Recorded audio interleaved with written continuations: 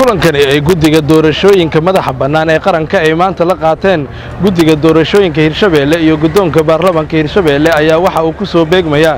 xilli magaalada Jowhar ee caasimadda dawlad goboleedka Hirshabeelle lagu wado in 12 bishan aan ku guda jirno ay ka dhacdo doorashada madaxweynaha dawlad goboleedka Hirshabeelle waxaana kulanka oo qada ah kadib warbaahinta la hadlay gudoomiyaha baarlamaanka dawlad goboleedka Hirshabeelle Cismaan Barre Maxamed oo sheegay in waqtigii loogu talagalay ay dhici doonto doorashada madaxweynaha dawlad goboleedka Hirshabeelle waa maalin weyn oo farxad weyn noo ah inayna soo booqdaan guddiga doorashooyinka ee madaxa bannaanaa ayadoo aan ku jirna doorasho aan u diyaar garoobayna waa munaasabad aad u fiican aad iyo aad aan ruuxay ugu faraxsanahay waxa halka fadhiyo guddiga doorashooyinka dawlad goboleedka Hirshabeelle oo ah guddi loo magacaabay inay daadiyaan doorashada madaxtinimada ee dawlad goboleedka Hirshabeelle kadib waxaan rabaa inaan caddeeyo guddiga doorashooyinka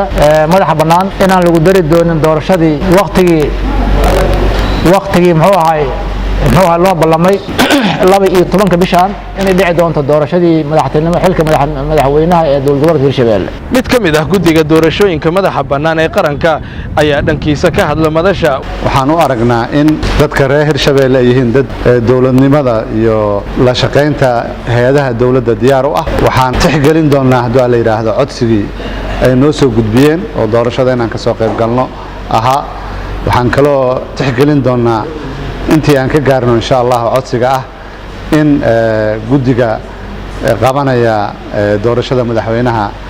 wixii tababar iyo tashiilaad aan u sameyn karno aan u sameeyno mar labaad iyo mar saddexaad ba mahad u soo celinaya gudoomiyaha iyo madaxda kale ee Hirshabeelle oo runtii